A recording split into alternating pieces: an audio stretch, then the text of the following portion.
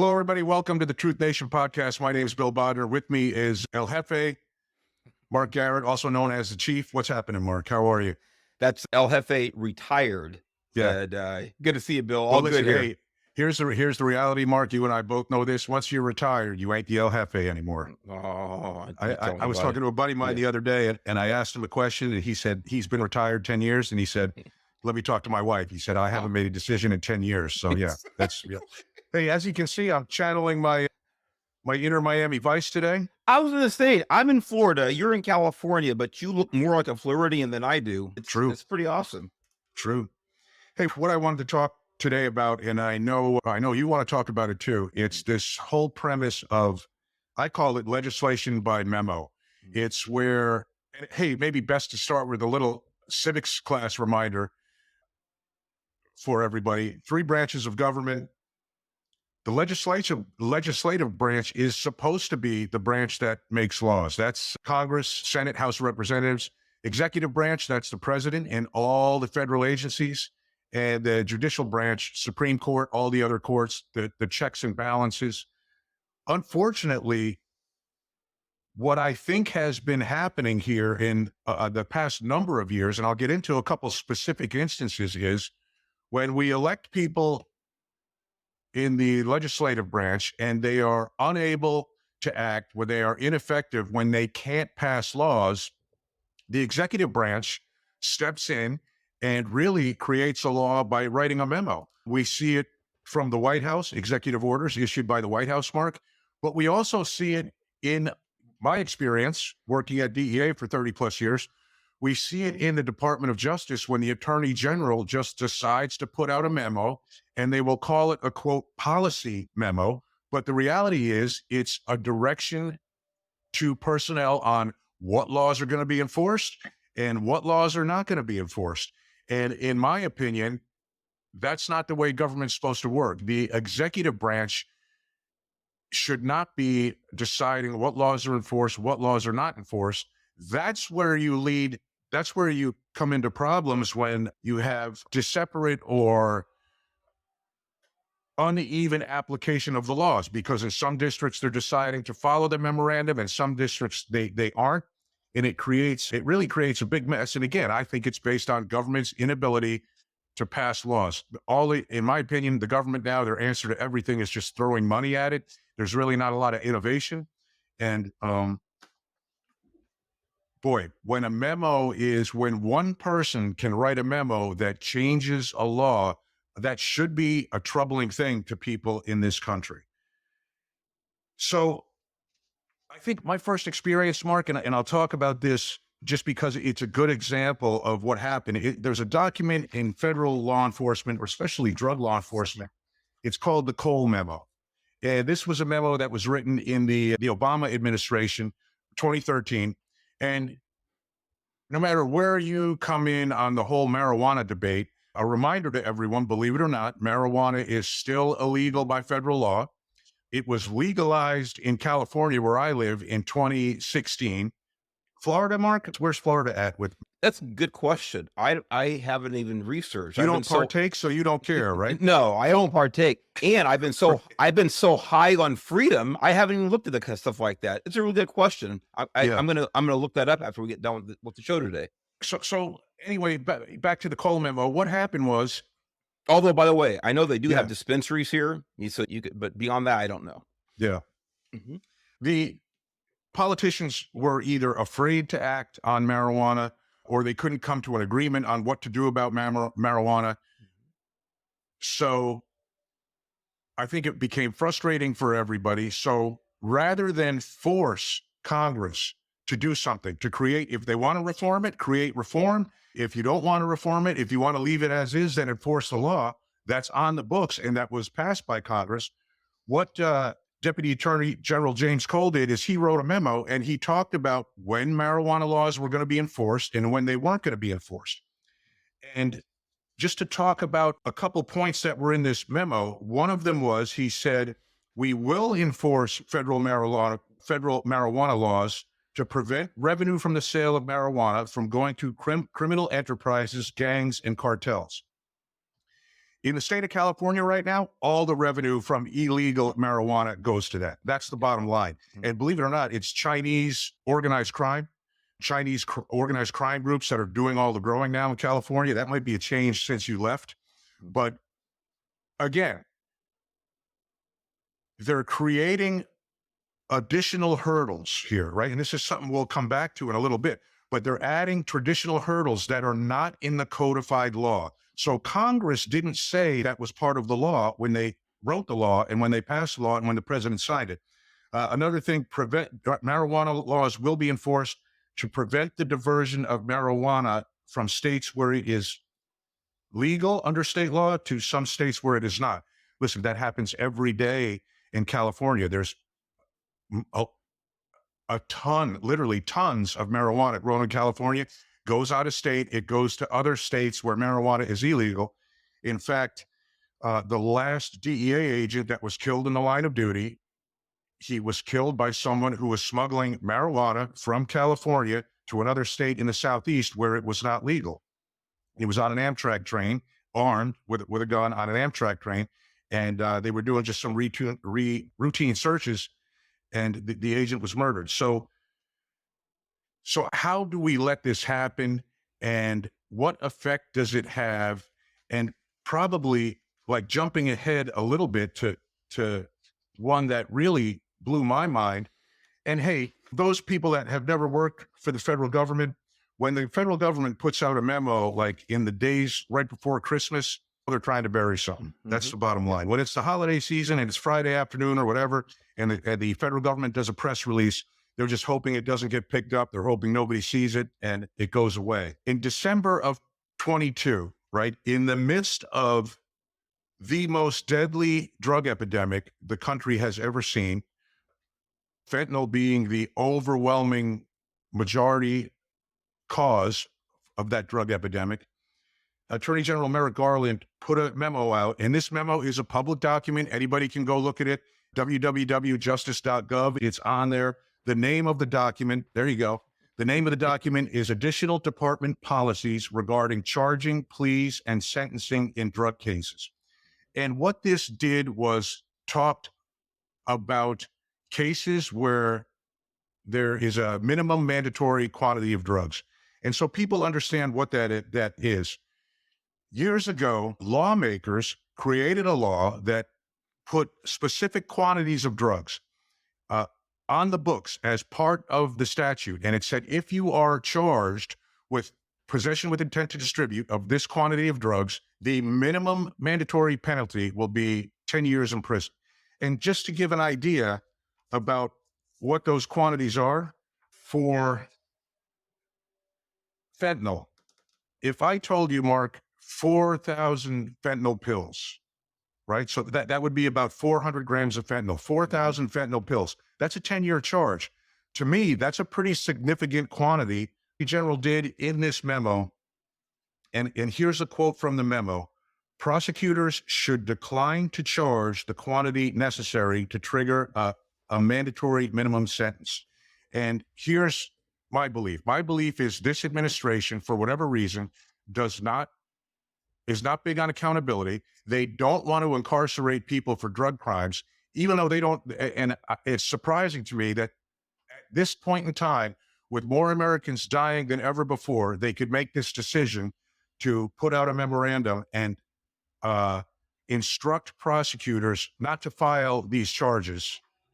Now, and forgive me, Mark, if I'm a little bit all over the place here at the beginning, but there are some instances when the government says they will still file a minimum mandatory charge. And I think it's important to talk about these because later we're going to talk about a video of Merrick Garland when he was testifying before Congress. And some of the things he said, just in my opinion, don't add up. So here's what they said. If the defendant does not have a significant managerial role in the trafficking of significant quantities of drugs. So what that requires now, so when this law was passed, right, when this law was passed by Congress and signed by the president, the lawmaker said, if you have 400 grams of fentanyl, you should do 10 years in prison if you're convicted. That should be the minimum mandatory charge. Now, the Attorney General has added on to that additional facts that need to be proven. What does that do? That takes more time for an investigation because you have to actually uncover different facts to prove these additional allegations. A second one was the defendant does not have significant ties to a large scale criminal organization or cartel or to a violent gang.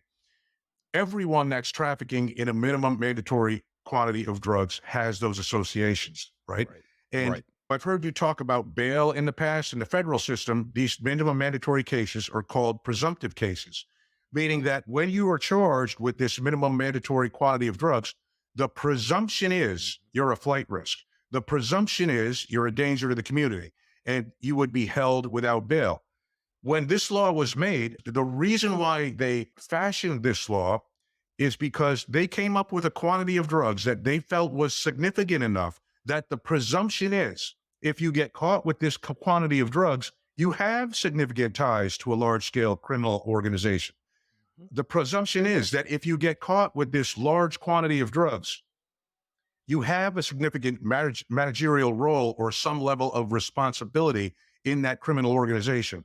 And they did that to reduce the burden on law enforcement and on the judicial system and actually make it function more efficiently. That's why there are minimum mandatory sentences. They picked quantities of drugs that they said, if you're dealing in this quantity of drugs, it's a presumption that all these other boxes are checked and we're going to make the Justice Department work efficiently and smoothly, and you're going to get charged with this 10-year charge. The Attorney General said no more. He instructed prosecutors not to do that, and he wants them to only charge these minimum mandatory cases when these additional factors are proactively met. And again, I'm going to say it, that makes the system less efficient. It takes more work. It takes more time. And in a time of such a drug crisis, I don't understand why we would do that. So some other quotes from this memo: prosecutors should not automatically charge the quantity necessary to trigger the minimum mandatory.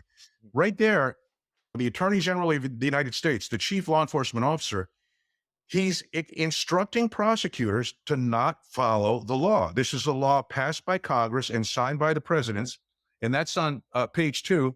He's telling prosecutors they shouldn't automatically charge this just because the quantity of drugs here. And then the most troubling thing here is on page 4, Mark, and I highlighted it in red. And I'll talk a little bit about this, and then I'll get your thoughts on at least this particular memo and the overall premise of executive order and legislation by memo. Whatever the ultimate sentencing recommendation, prosecutors must always be candid with the court, the probation office, and the public as to the full extent of the defendant's conduct and culpability, including the type and quantity of drugs involved in the offense and the quantity attributable to the defendant's role in the offense, even if the charging document lacks such specificity. I'm going to give you the translation of what that means. That means he's telling prosecutors, don't lie about the quantity. And people lose their mind. Well, where does it say that? He says prosecutors must always be candid. In other words, always tell the truth. When he says at the end, even if the charging document lacks such specificity, he's saying don't include information about the drug quantity if it's going to trigger a 10-year minimum mandatory case. So file a case less than the best case the government has, because we don't want to incarcerate people. When the Attorney General, and I don't know, Mark, let me get your thoughts on just this particular case before we get into the bigger discussion. In a minute, I want to show the video of the Attorney General answering questions about this memo, because that kind of brings up some more questions about who's creating these policies and what his knowledge is in detail about all these policies. But what are your thoughts when you see something like this in the midst of a huge fentanyl crisis in this country, and the head prosecutor in the United States is writing a memo telling prosecutors, don't lie about the quantity, but don't charge the quantity if it's going to be a quantity that triggers a 10-year case? My number one thought, Bill, about this is chaos. Mm-hmm. Because this Memo, as you said, we're going to watch the video of, of the Attorney General, and we're going to talk about some other examples here. But this memo does not stand alone in the mentality of this Attorney General or this administration. It is part of a larger set of examples that clearly indicate a mindset of chaos and breaking down the community. I'm sorry if I sound grandiose or over the top with this, but this AG is part of the same cabal. It's the same ilk that is a champion of open borders, of not prosecuting the people who are bringing this crap across the border. They know that that part of this, or it's being manufactured in China. They know where this stuff is coming from. They know the cartels obviously are making billions and billions of dollars through this, but they are engaged in stuff like this, that circumventing the federal law passed by our legislatures through a memo. And the question is, why would any one person or any administration engage in this behavior? Now, because I want to give you plenty of time to present all the information you have, because it's amazing. And I have, of course, my 2 cents to throw in there as well. But it's a big question. Why would anyone be of this mindset? Why are the borders open?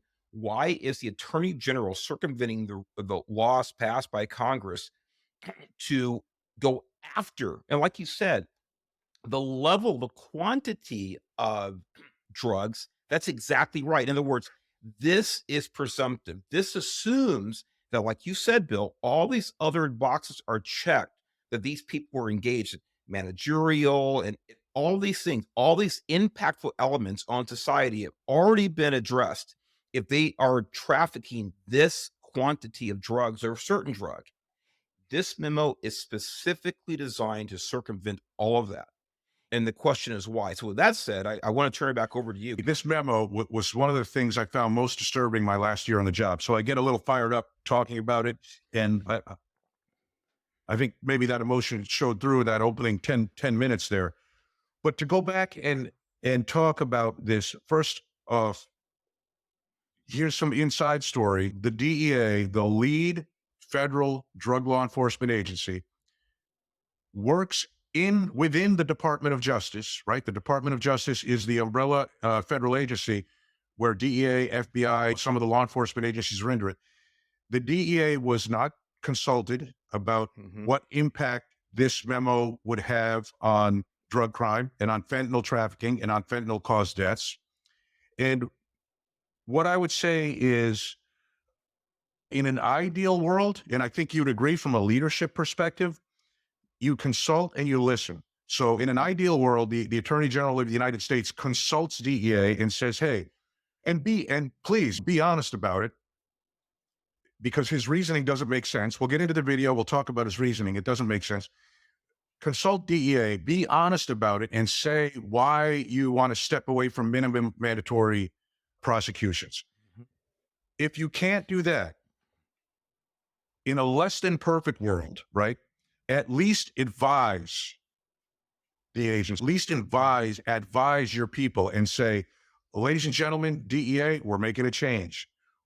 This administration, this Department of Justice doesn't believe in minimum mandatory sentences. We're making a change. We're going in this direction. We need you to be on board with this. That didn't happen either. This memo came out, and that was the first, again, when this memo was published, it was just put on their website. That was the first anyone in DEA had heard of this drastic change.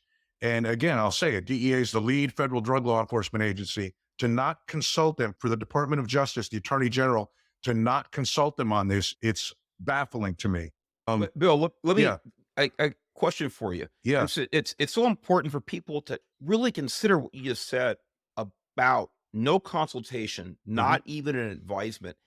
The level of arrogance, the level of hubris that an individual or any number of individuals possess to do something like this without consulting the lead agency, regarding the memo, regarding the enforcement of the information that's in there, I have a question for you. Did the U.S. attorney in your jurisdiction consult you at all?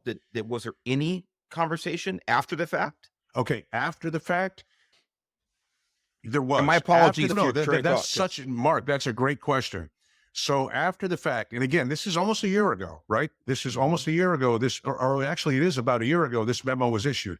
After the fact, I spoke to personally the U.S. attorney in the district in Los Angeles and said, "Hey, what impact is this going to have?" And hey, he was a bit shocked that this came out, right? And he said, "Hey, we'll put something together in writing and give it to you guys to show you how we're going to implement this." That never happened. That Mhm. never happened. Now, why didn't that happen? In my opinion, no one is going to put anything on paper Right. that talks about this, because I think that I think the people that, as often happens, I think the people that actually do the work, they realize that this is troubling. This is not the right move, and they're stepping back from it. And they almost like they don't want to be associated with it. So, although there was talk about it, about giving specific guidelines as to how this would be implemented and changes that this would require, it was never done. But it definitely has had an impact, because I can tell you firsthand that, and again, it comes from, unfortunately, people at the department, they're not the experts in drug trafficking. So the way drug trafficking works right now, a lot of the people that are higher up in the organization, leaders, organizers, they're actually hiding out in Mexico. And to simplify it a little bit, Mark, they'll send someone across the border with 1 million fentanyl pills.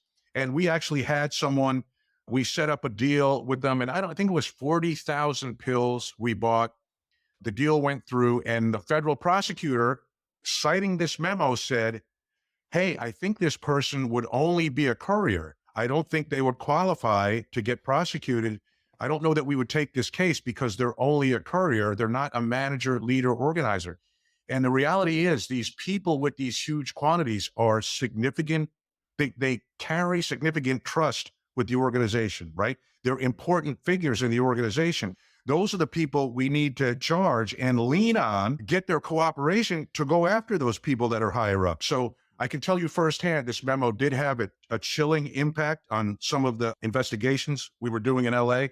And it's interesting because I had used that same word, arrogant, and I equate it in your world. Imagine if someone in Sacramento was going to, or not was going to, changed a policy that was going to have a drastic impact on how you enforce the roads on the, I'm sorry, the laws on the roads in California without even consulting you.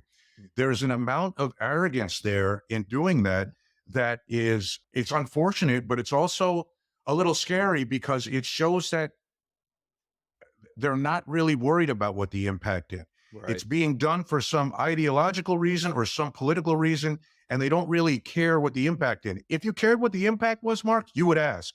Right. If you were interested in how this was going to affect the day-to-day job of people trying to keep the country safe, you would ask the questions. I can tell you, I have firsthand knowledge. They did not ask the questions.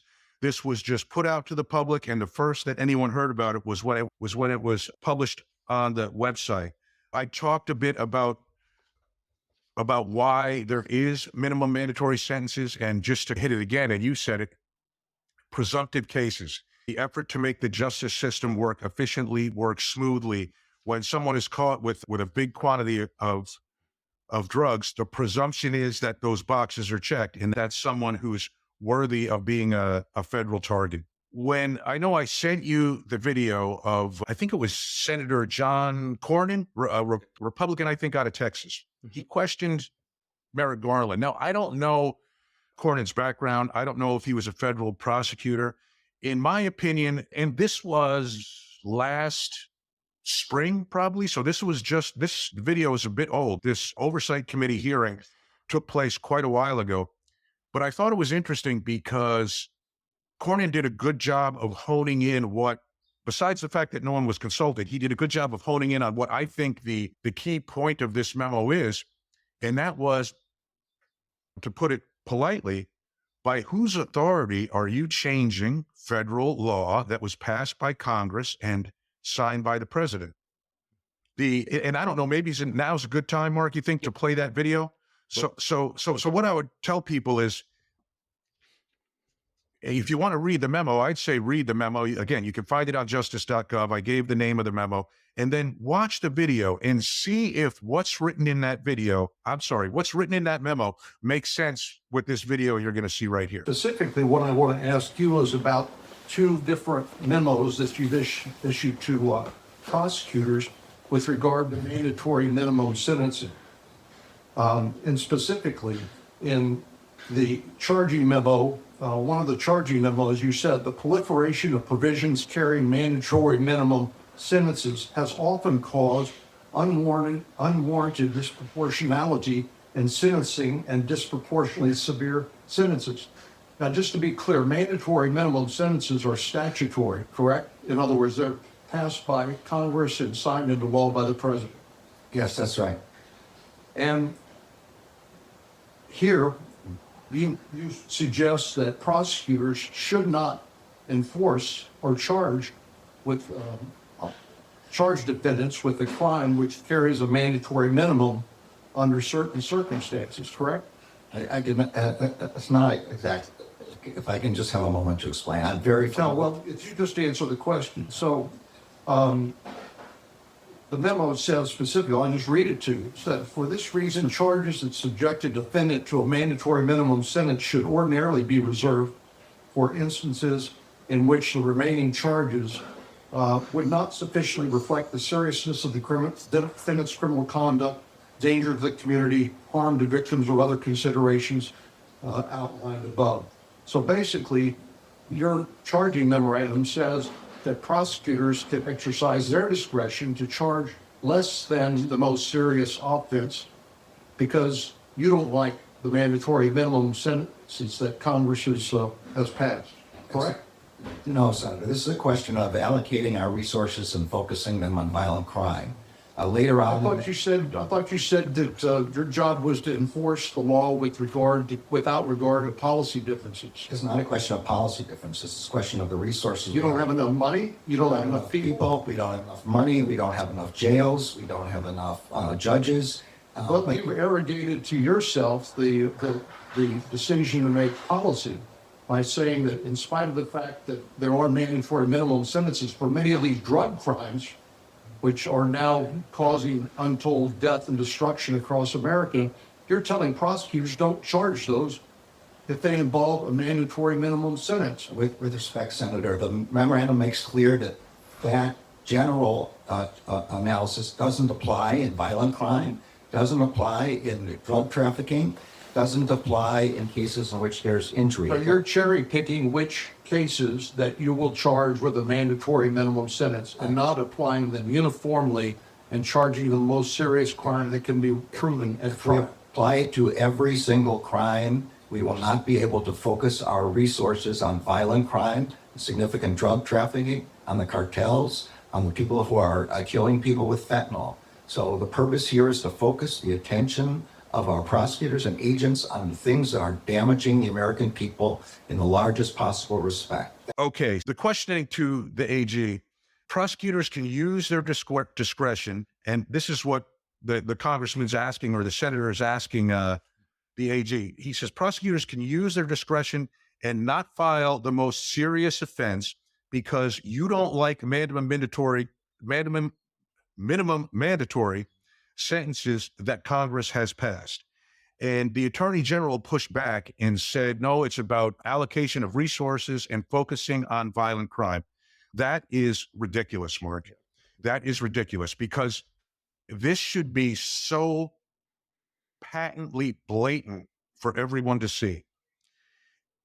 The Attorney General put additional standards on these cases. He put on there additional things that have to be proved.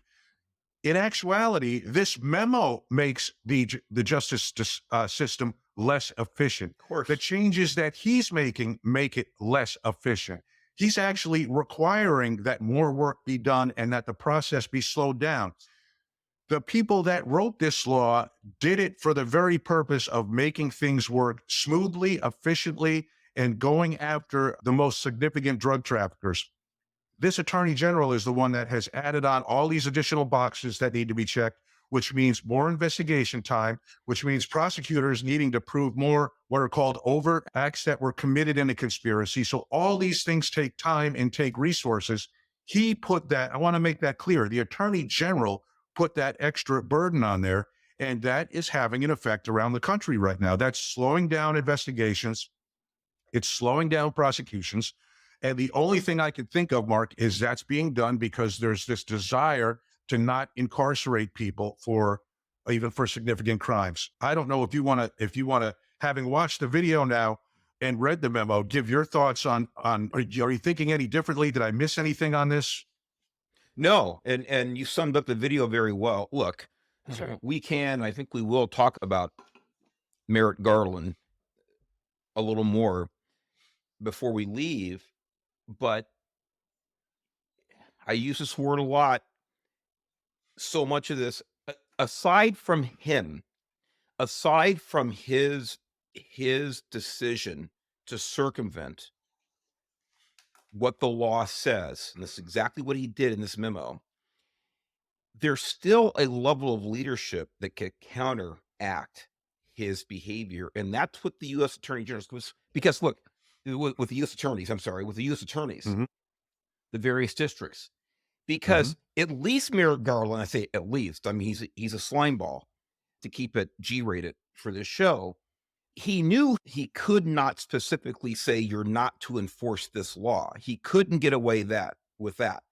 So what he did was he put all these parameters, he put all this gobbledygook in there, like you said, to make it less efficient, to make it more difficult to get one of these dirtbags prosecuted. You give the great example of the sale of 40,000 or the purchase 40,000 fentanyl pills, right? Was it 40,000? Yeah. And you had a U.S. attorney saying, well, I don't think we can get him for blah, blah, blah, because the memo. No, you're still the U.S. attorney, and there's nothing in there that says you absolutely can't. Is it you should, you shall, you shouldn't immediately jump to the conclusion, blah, blah, blah. A U.S. attorney has the responsibility to say, hell, 40,000 pills. I'm going to go ahead and prosecute this. Going to prosecute it under 21, what the statute is. I'm sorry. I'm going to go ahead and prosecute. Yep. But I'll tell you right now, it's a lack of leadership, because what all those U.S. attorneys know is that Merrick Garland does not want them to prosecute. And most of them, as far as I can tell, don't have the nuts to stand up and say, I'm going to do my freaking job. That's exactly what Merrick Garland wants. And I wouldn't be surprised. I would not be surprised if this guy did have individual conversations with these attorneys. Listen, I know what the memo says. It's these shoulds and should nots and blah, blah, blah. But you know what it means. Don't do it. Don't do it unless that's my opinion about it. So there are still people, there are still times in your life, and we have these positions of authority, you still stand up for what you know is right. By the way, the law's on their side. Congress is on their side. Stand up. But most people just want to roll over, play dead, and go along with the flow. And unfortunately, it looks like it includes some of these U.S. attorneys. You bring up, it reminds me of a funny story, Mark, because shortly after this memo came out, so it would have been January of 23, maybe January, February, there was a case that had already been charged, right? The case had already been charged prior to this memo. There was a warrant in the system. The memo comes out. This defendant gets picked up and makes his appearance in court. And the prosecutor, the assistant U.S. attorney handling this case, was almost apologetic to the judge that this person had been charged and cited this memo. And to the judge's credit, he said, I don't know what you're talking about. I don't care what you're talking about. This is a legitimate charge. If you want to drop these charges and charge it different, you go ahead and do it. That, like, the prosecutor is afraid she's going to get in trouble by the judge for charging a crime that's on the books, right? For charging a crime for a violation that's on the books. That's a scary situation. And one more thing about the AG talking about the efficiency, and we're going to have to make it more efficient. We have to focus on violent crime. The only thing that the reason why minimum mandatory cases are so efficient, Mark, is because It's a simple proof of a quantity of drugs. You have a chemist come in, you have a chain of custody of the drugs. A chemist comes in and testifies what the weight was, the purity of the drug, etc. It's done. There's none of these other artificial hurdles that Merrick Garland put in place that need to be overcome. So again, I'll say it again. He's the one that's actually making the process less efficient. By this memo's making the process Of less course. efficient. And again, to what you said about various leadership thing, various prosecutors around the country, you're 100% right. And here's what will happen. Some prosecutors will be bold and they'll understand that in their district, they need to still do it, or they will just not believe in legislation by memo and they'll still do it. And then what happens in this country, Mark, we have a divide where people in one state or one district are being treated differently by the federal government than people in another district or another Right. state, simply because some political, maybe one person has political aspirations and they don't want to have any adversarial relationship with the AG and file these cases. And maybe there's someone else that's at the older, going to retire, already was offered a judgeship or something, and they say, I don't care. I'm going to do what's right. Mhm. That's a problem. That's a problem. And when we start going down this road, that's where we get inconsistency in how laws are applied, and it turns into all kinds of other troubles down the road. Let me ask you this. When you saw this video and they specifically asked, I think I don't know, I may even have the exact wording here. Yeah, I don't know. I'd waste too much time looking for it, but it was something to the effect that the guy from Texas asked Garland, basically, like, with all these people dying now of drugs in this country, why would you put this memo out? And correct me if I'm wrong, Mark, it looked to me like the Attorney General of the United States said this memo was not intended to address violent crime or significant drug cases. Mhm. Did you hear him say that at the end? Yeah, that's how I took it, and quite frankly, he's so I'm not what the word is. I don't trust him at all. Right. And so I'm not exactly sure what he meant, and maybe he wanted it that way. But the bottom line is this, Bill, is that what you're saying is the mandatory minimums take out this ambiguity from the process. Mm-hmm. That's exactly what it's designed to do. Let me give everybody the simplest, the clearest example of a minimum that I can think of. It's very rudimentary, but I think it's totally appropriate for this discussion. That's DUI laws. Mm-hmm. So here I'm an expert in DUI. So in California, driving under the influence it's of the 23152 of the vehicle code. There are two subsections. A is driving under the influence of anything. So it's alcohol or marijuana or cocaine or whatever it is, you're under the influence. The B section is if your blood alcohol concentration is 0.08 or above, period. It doesn't matter how good you did your sobriety test. It doesn't matter how old you are. It doesn't matter anything. If you tested 0.08 or above, you are guilty of driving under the influence with a blood alcohol concentration of 0.08, period. Now, why is that so important? It's important because the truth is, from a chemical point of view, from a physiological point of view, for instance, an alcoholic, a 50-year-old alcoholic that's been drinking heavily for all of his or her life is going to handle alcohol better than a 16-year-old who got drunk for the first time. The truth is, a 16-year-old might be less in control of his or her faculties on 2 beers than an alcoholic is on 5 beers. That's just the reality. Yep. But to take out that ambiguity, the state of California said, look, we don't care who you are, what your background is, whatever, it doesn't matter. If you have this much in your system, you are prosecutable for this section, period. And it makes things more efficient. Now, when people are charged, there can be plea bargains, and that's a whole different story. That's fine, but you're going to be prosecuted. That is the purpose of the law, is to say mandatory minimums. What this man has done is thrown all the ambiguity back into the system and screw so the entire efficiency aspect of it up. You're absolutely right. And he did it with intention. I agree. And that's that. I've never heard that example before, Mark. That's a brilliant example.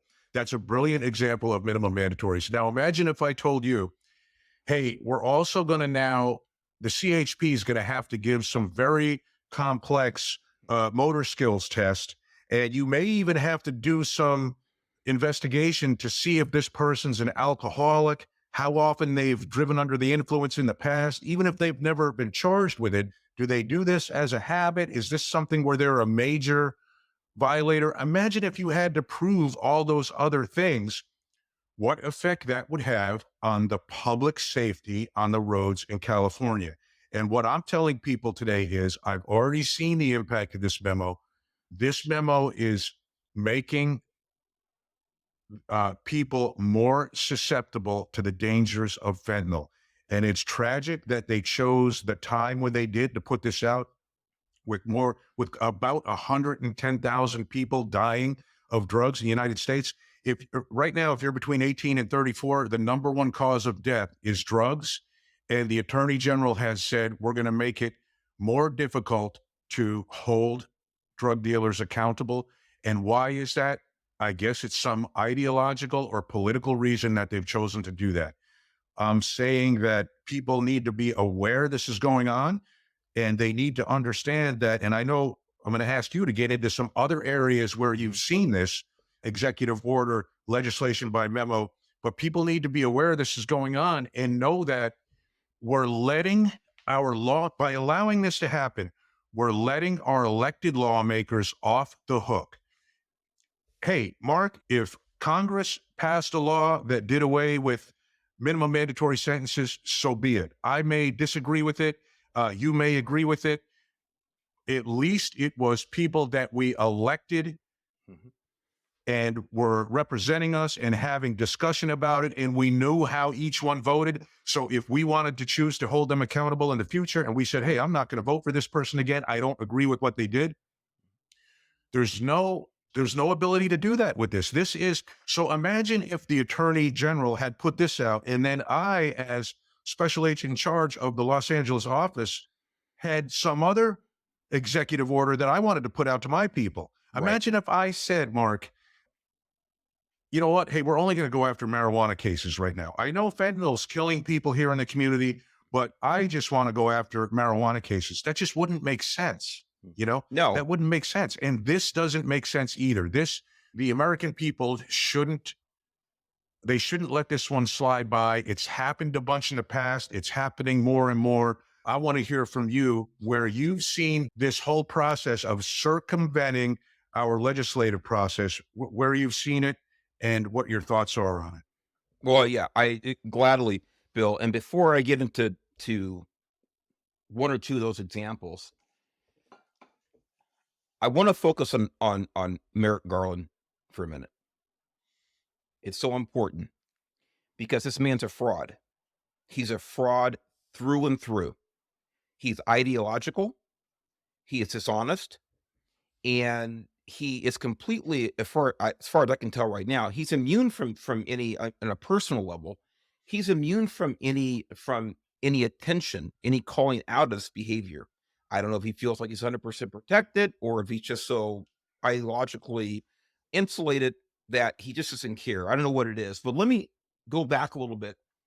He's talking about this memo here that he wants to focus on violent crime, right? Mm-hmm. This is his focus. So we're gonna take some resources from this not that big of an issue, this fentanyl issue that's killing tens and tens of thousands of Americans, and we want to focus more of our resources, our prosecutorial resources on violent stuff. That's where I want to focus my energy. He's a fraud.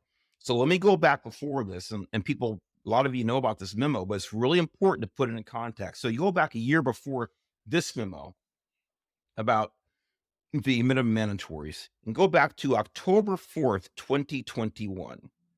Memorandum for Director, Federal Bureau Investigation. So this is from Merrick Garland, the AG, going to FBI.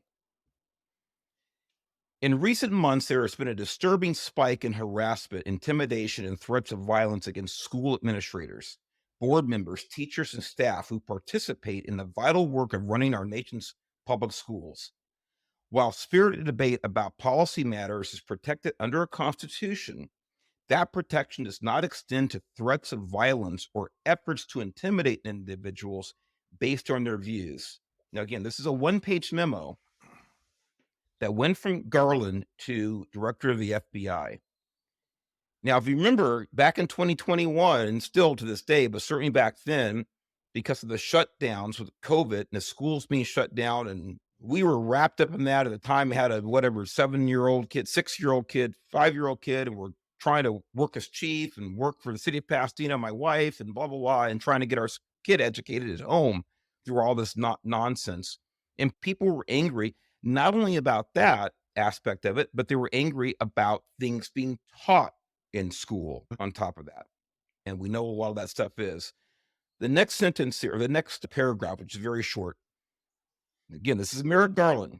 Threats against public servants are not only illegal. Now, by the way, why would he put in there threats against public servants? Threats against anybody are illegal. Right. Now, again, this man was a nominee for the U.S. Supreme Court, and thank God he didn't get that job. Right. He has the gall to identify public servants. Threats against public servants are not only illegal, they run counter to our nation's core values. Those who dedicate their time and energy to ensuring that our children receive a proper, I put that in quotes, education in a safe environment deserve to be able to work there without fear of their safety. First of all, he put a proper education. In whose opinion, by the way? Mm-hmm. You see, these men and women, these parents who are going to the school board meeting say, hey, you're not giving my child a proper education. You are indoctrinating my child. You are confusing my child. You are attacking my child. You are balkanizing the children in the school based on race and all kinds of other ridiculously meaningless characteristics. But he calls it proper education.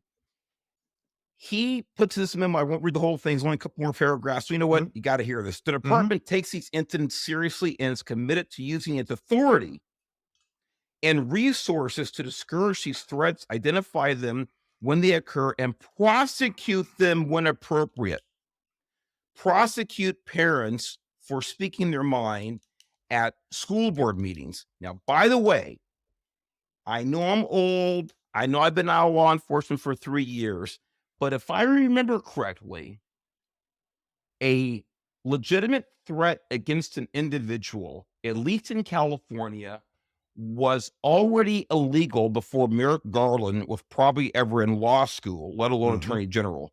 What in the hell business does the attorney general have in prosecuting or even investigating a local crime if it occurs? Why is the Fed involved in that? Why is the AG? And again, going back to the memo about mandatory minimums, he says he wants to focus his attention and resources on violent crimes. He considers words that parents share, words of anger and dissatisfaction with school board members. I guess these are very violent and very serious That's a threats. great point. This man is an absolute fraud. He sends his memo out and he says he's sincere to the various U.S. attorneys to meet. He gives them an order to meet with their local and state law enforcement agencies to coordinate investigating and prosecuting these crimes. I put that word in quotes, committed by parents. He did this because, and by the way, I didn't print this memo out. Maybe we'll put a link up there to it. But there was a request from the National Education Association for Merrick Garland to go after parents who had dissatisfaction, who were voicing their opinions at various school board meetings. And this man and this administration, they are subservient to these unions. And that's why this memo went out to say, hey, look, we're holding our end of the deal. You make sure you support us. It's indisputable.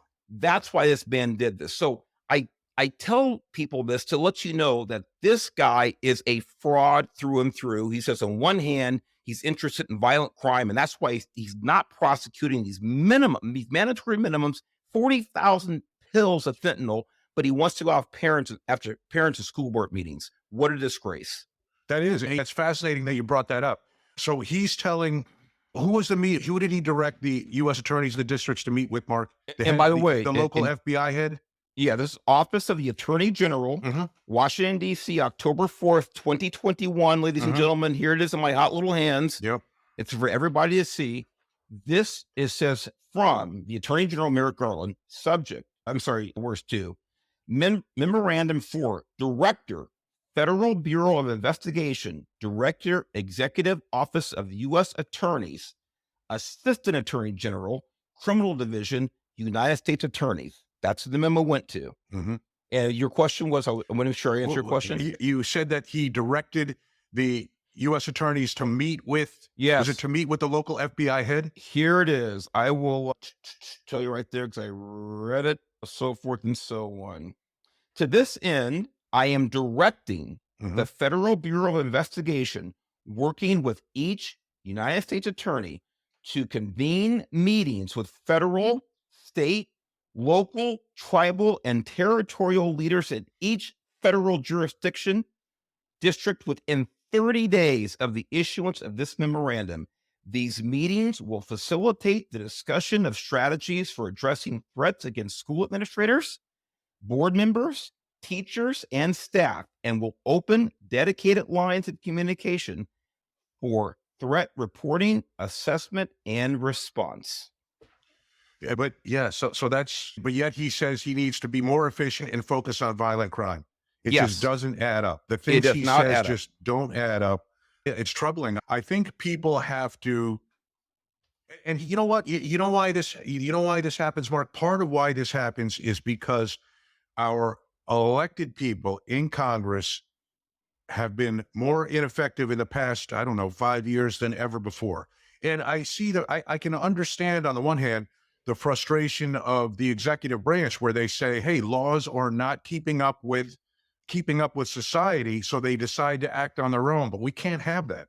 No, we cannot have that. We can't have that. We can't let our legislative branch off the hook. We have to demand that they actually create laws and get laws through to make these changes. And guess what? People aren't going to support that. I don't think people are going to support that. Well, this is, Bill, this is exactly right. That's what the legislature is there for. You laid it out very clearly at the beginning of this podcast, 3 branches of government.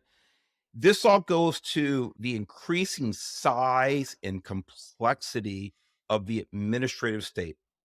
We have hundreds now. I think at the founding of this country, we had 4 or 6 or 8 federal agencies, something like that, maybe. And now we have literally hundreds. And they're run by bureaucrats. They're run by appointees of various administrations, and many of them for life, and they make up their own rules literally within these. And they justify it, they extrapolate. Well, we were told to enforce XYZ law. And then they go ahead and add on all these different procedures and methods by which they enforce it, which become laws in of themselves. We talked about the broader picture here. I want to talk about this administrative state and how insidious this is. So talk about executive orders. In executive orders, it's in the Constitution. It was a very narrow thing. The first president, George Washington, actually used a couple of, I think, 4 executive orders in his entire 8 years as president, something like that. But very few.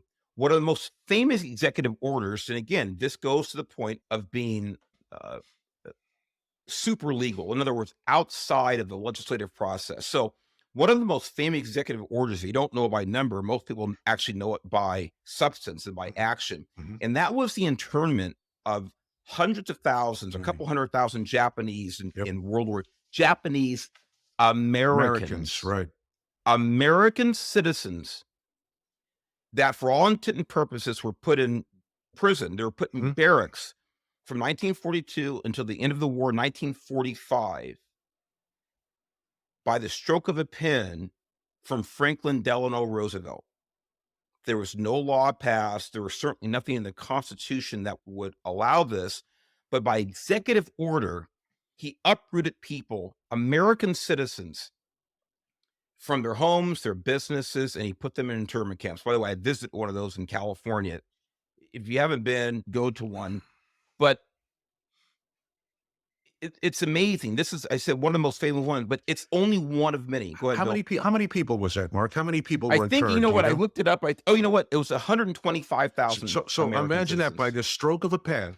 Yes. By the stroke of a pen, 100 or over 100,000 people were incarcerated. Yes. Right. Without any legislative input whatsoever. And also no due process. No due process. Right. And clearly in violation of the Constitution. By the way, it's important for people to understand. It doesn't matter what side of the political spectrum you may be on. It doesn't matter what your philosophies about certain things are. I'll give you another example. In other words, just because an executive order might align with your philosophical beliefs, This is a good point. still doesn't make it right. Correct. Look, there were things as a law enforcement officer, and I'm not talking about beating people up. I'm just talking about laws that I would like to see, or way that people were investigated, or things like. There were a lot of things I thought, this would be a much better way to do it, blah, blah, or I wish we could do this, or wish we could arrest a person for that. But I couldn't because it was outside of the law. Yep. It didn't mean I agreed with everything. It's just I was sworn to uphold the law. It doesn't matter if you're the president or if you're a little patrol officer like I was, or it doesn't matter any place in between. The law is supposed to be consistent for everybody. So go back to 1863. There was a little skirmish in a town called Gettysburg, Pennsylvania. Yeah, there was. Right? It was the largest battle in the Civil War. More men died over a 3-day period in that than any other battle in the Civil War. By the way, the single bloodiest day was Antietam, but the single bloodiest battle over 3 days was Gettysburg. So after the Union won that battle, months later, the cemetery of Gettysburg is dedicated. And in that time frame, Abraham Lincoln, he delivers what is the Emancipation Proclamation. He deemed that all slaves in the southern states were now free. It's a great thing morally. It's a great thing. He said, slaves are free from this point on. They're no longer subject to human slavery, for lack of a better word. That was Executive Order number 95. However, it was completely and wholly unconstitutional. Even though I agree with it, I support it morally, ethically. And he did that for a reason. He waited until he knew that the tide of war had turned in the favor of the Union to make sure politically he would have all the momentum to enforce that in a political sense, the proclamation. So the point is, ladies and gentlemen, it doesn't matter if you're for something or against something or whatever. It has to be done per the Constitution. Now, again, the Union, thank God, went on to win the war. Later on, the 13th, 14th, and 15th Amendments were passed. And in those, the Executive Order 95 actually became codified in the Constitution. It was the wrong direction, but it did become codified. But let me tell you about a brand new executive order. Executive Order 14019. Remember the first one? Okay, this is the 19th executive order by the Biden administration. Biden signed Executive Order 14019 in March 2021, calling for every federal agency to promote voter registration and voter participation and expand access to accurate election information. Don't worry, we're assured that this nonpartisan, despite the obvious questions it raises about whether the executive branch might try to tip the scales for electoral gain. However, the Biden administration hasn't been responsive to multiple requests over the last year, and again, this is 2 years ago, from more than 50 House Republicans inquiring about the nature of this voter participation push.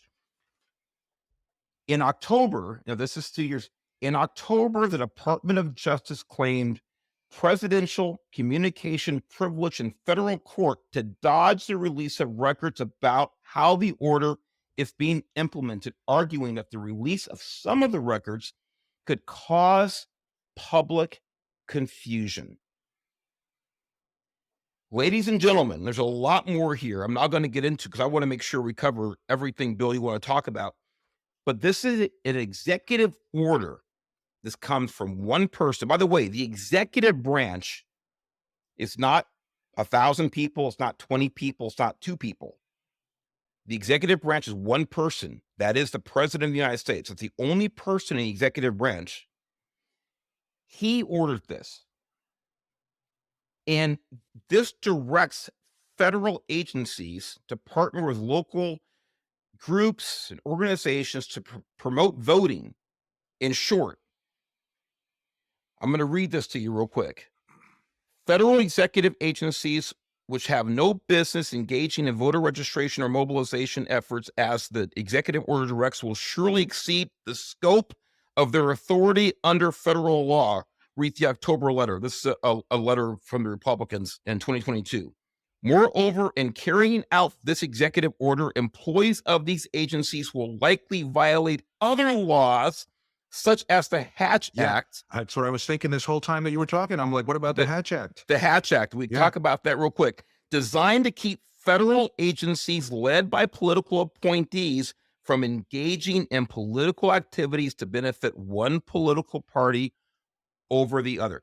Now, I'm going to stop. I have pages and pages. I won't read more. Oh, no. Well, I would love for you to read more, but listen, let me talk about the ahead. Hatch Act. The Hatch Act. Go. So anytime, whenever, so as the head of a federal agency here in Los Angeles, there are oftentimes when a particular state law was up for debate or a particular federal law was up for debate, and someone would want to hold a press conference, or they would say, hey, can you write a letter supporting this? Or how do you feel about that? I was prohibited by law for giving my opinion on that. Or even if, Mark, if I was going to participate at a press conference where there was an elected official, they would even ask such things as, where are we in the election cycle with this person? Is this person up for re-election in the next couple months? And if the answer was yes, they would say, no, don't attend. Because just the perception that a federal law enforcement head was there at an event with this person and they were up for election, that could be perceived by people as support for that candidate. As an endorsement. As an endorsement. And of course, I follow the rules. But then I see, and I had no idea, I hadn't heard about that 019 executive order until right now. I had no idea that was even out there. For the government to then try to say that it would cause public confusion if they released it's causing personal confusion why they would be afraid to actually release that information. That doesn't make sense to me. And really, again, as the leader of a federal law enforcement head, I don't know, we had probably close to 800 employees. I don't understand what steps we would take that could possibly be legal under federal law to get involved in that genre of activity of promoting, of encouraging voter participation in something. That sounds like something incredibly dangerous. If anyone had come to me and said, hey, we want to do this in our office, I would have said no, or I would have consulted the lawyer that we have in our office, and he or she would have said no. Like it just wouldn't happen. So I don't understand how by the stroke of a pen they can make these proclamations. Well, when you hit on something really important there when you said about the administration won't release communications about this executive order because we don't want to confuse the public. Number one, what the public is confused by is up to the public. Those are not classified or privileged documents. Well, they're claiming they're privileged documents, but that's up to me. Like you said, I'm confused by what the hell the federal government's doing this in the first place for. Number two, let me be confused. Let me figure out my own disinformation and come to my own conclusions. I'm a big enough boy. This shows absolute contempt for the public. No, let us go ahead and legislate by executive order. Let me legislate by edict. Let me legislate by stroke of pen. And like you said earlier, Bill, you don't have to worry about electing or not electing your representatives. We'll do everything for you because we're the masterminds here in this given administration. Number two, on a constitutional level, Mhm. forget about executive orders, so to per se. The Constitution could not be more clear. The federal government has zero, I'm not talking 10%, it has zero business in local elections. Mhm. In other words, it's up to the states about how to run their elections, outside, of course, of any violation of the Constitution when it comes to voting rights, discrimination, things like that. Those are federal laws. But implementing the voting procedures and getting out information about voting availability and polling areas and things like this is totally up to the states. The federal government has no business at all in promoting voting Mhm. any place. And this executive order, in other words, it's super legal, it's beyond the legislative process, and it violates the Constitution, in my opinion. Mhm. I'm not a lawyer. I'm not a legal scholar. I was never in the Supreme Court. But my God, I can read the Constitution and I can read exactly what this executive order says. By the way, update. Can I point this out here for you too? Update here. This was from June of this year, June of 2023. The title is Diffuse Biden's Election Takeover Bomb. And this is specifically about, in one of his first acts after taking office, Biden signed Executive Order 14019 titled Promoting Access to Voting. The order went even further by requiring agencies, I skipped something obviously, Mhm. allowing agencies, third-party groups, hand-selected by the White House to engage in voter registration activities on federal agency premises. It doesn't get any more violation of the Hatch Act. To date, the administration, by the way, again, this is June 22nd of 2023, this article, but this article is from, I like to give the props out. I want to make sure here, I should have been a little more prepared, but that's me with all my paperwork. Mhm. This was, I wrote it down someplace. I'll get it in a minute. Oh, I'll get it for you in a minute. To date, the administration has refused to disclose the full details of the agency's plans to carry out this order, nor has it disclosed which groups the White House has approved for special access and taxpayer-funded resources to carry out their mission. Now, don't forget, you're in a federal facility because you said on federal property. Correct. That's what the Okay, article you're says on right federal here. property. So that means that it's on federal time. So the government's actually paying people to be there, right? The government's Yes. paying people to be there on that time. That's the most ridiculous thing I've ever heard. And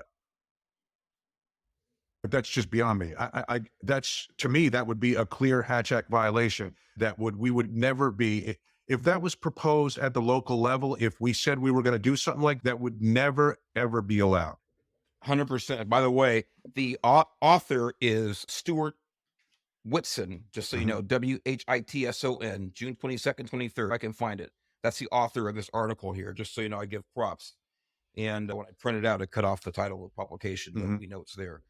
So, but this, and it goes on, and about Congress trying to delve into this and get some answers, and the administration's pushing back.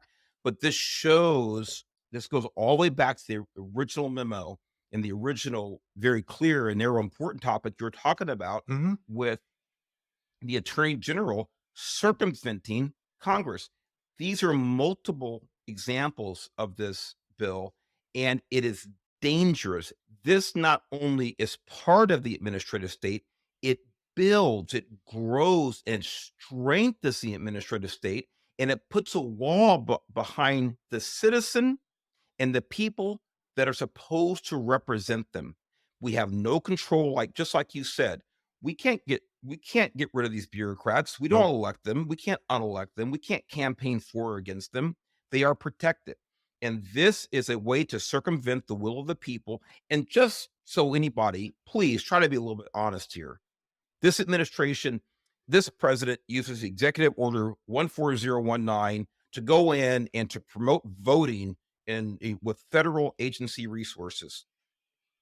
If another president, and I won't mention any names, but if another president had done that, The federal charges.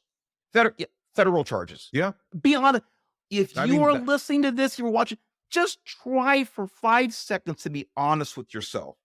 And if another president who you may not like as much as the current president did the exact same thing, would you be nonchalant and just blow it off?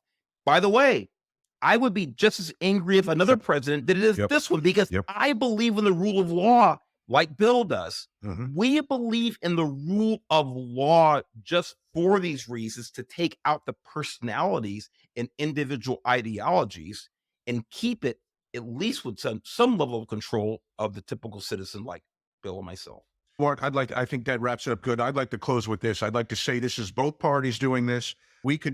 Yes. It is both parties doing it. It's, I think one thing that you touched on earlier that sometimes isn't included in this issue is just how big government has gotten, how big the executive branch has gotten. And I think sometimes this mechanism has been used because government's gotten so big. So government's become unable to be nimble and react and change and actually get things done. Because of that, more and more times we're seeing administrative law and policy memo change laws that are on the books and create new laws. And as you pointed out now, violate the Constitution. If it's both sides doing it, people need to educate themselves on it.